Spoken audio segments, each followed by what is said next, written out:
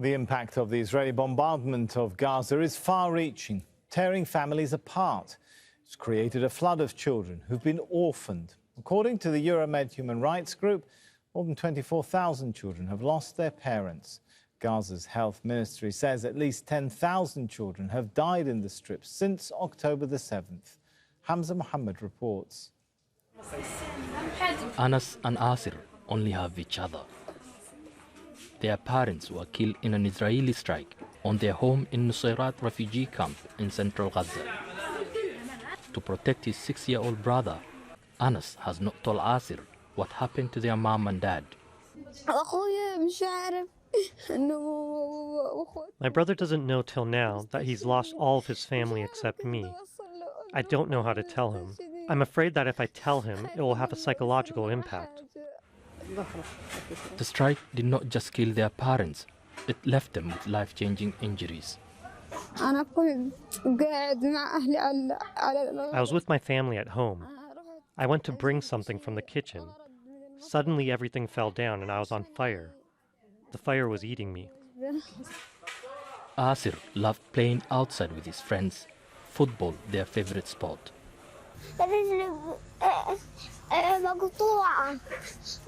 My leg is amputated. What can I do? I want to walk. I want to run. I want to play. I want to see my mother. I want clothes to wear. I want to stand up. I want to walk alone on my own. I can't sit down. I want to be able to sit down. I can't sleep. I stay awake all the time. As he remains in shock, Anas is wondering what he did to deserve this.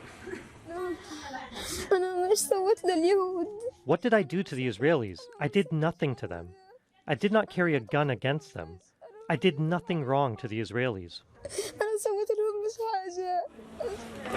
For now, Anas and Asir are alone but alive. But as Israel intensifies its bombardments in Gaza, that is not guaranteed. Hamza Mohammed, Al Jazeera.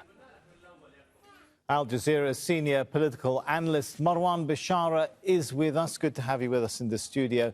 The scenes of suffering prompted 36 UN experts on November the 16th to talk about a genocide in the making in Gaza, right? You know, these heart-wrenching, tragic stories cut through all the legal terminology and the military jargon just to basically go to the heart of the matter as to what just happened the past 3-4 months in Gaza. I think these children tell it better than any judge, any journalist, or any academic. At the end of the day, this is what it's all about. It's about children, orphans, about widows, and parents losing their children, which is probably the worst of it all. And it is, genocide unraveling in front of our eyes, not just because of the massive suffering, the destruction, the collective punishment, but it's also because behind it, there is a country determined to inflict that much suffering on the people of Gaza. And talking about it now, we understand from the statement by the International Court of Justice, they're going to release their provisional ruling on Friday. This is a pivotal moment, right? It is, absolutely. I think, at least in terms of the court of public opinion, because as we speak, these continue to accumulate. These tragic stories of the people in Gaza continue to accumulate. We're going to see more and more of this, not because of what happened yesterday, because of what happened the last 3 months. Now we're talking about diseases.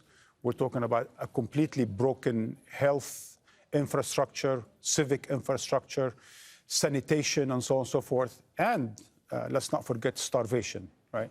So this is all happening all together while the bombing, as we reported earlier, is increasing in the southern part of Gaza. The north is destroyed, and now Israel is destroying the southern part. But while we're speaking, the Israelis, as we understand today from a Tel Aviv University poll, listen to this, this is really incredulous. 94% of Israeli Jews think Israel used appropriate use of force. Almost 95% of Israeli Jews think this destruction, this killing, this suffering is justified. That ends justify the means. That whatever happened, whatever you see in Gaza, whatever will be happening, in as far as the majority of the Israeli public opinion is justified. So it's not just the prime minister, it's not just the president, it's not just the defense minister and the cabinet ministers and parliamentarians and journalists and so on and so forth in Israel. In fact, there's a public opinion in Israel that supports the war.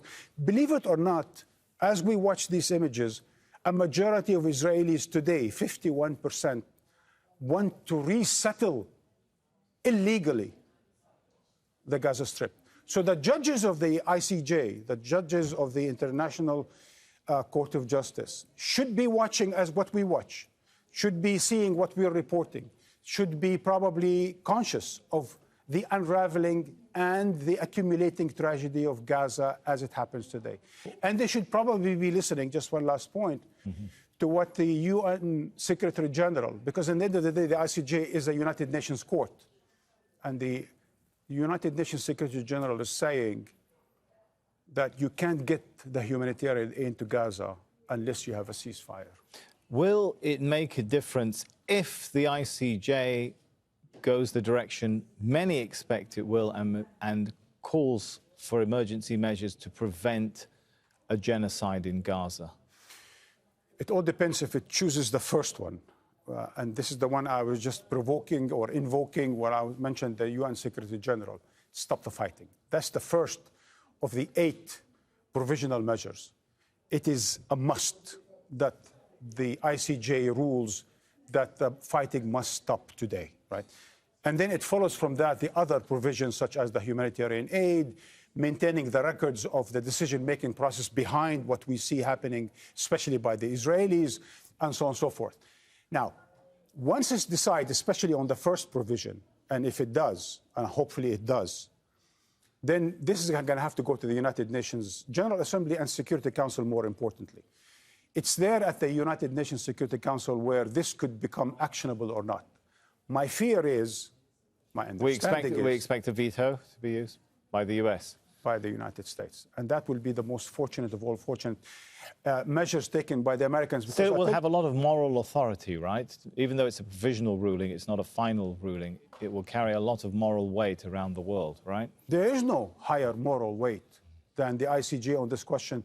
Once it rules, and on any number of the measures, it's basically implicitly saying there is a grave violation of human rights in that part of the world. And if it does say the first one, you must stop the fighting, then the United States and the UK and Germany, those Western powers that unconditionally support Israel, finance Israel, and arm Israel's war on Gaza, probably would and should be ashamed of themselves. But it will split not only the question of Gaza and Israel, it will split the world, because I think a good number of the so-called global South is waiting and witnessing that at last maybe something that is associated with the West will also be put on trial, and that something got to give in terms of stopping the war in Gaza.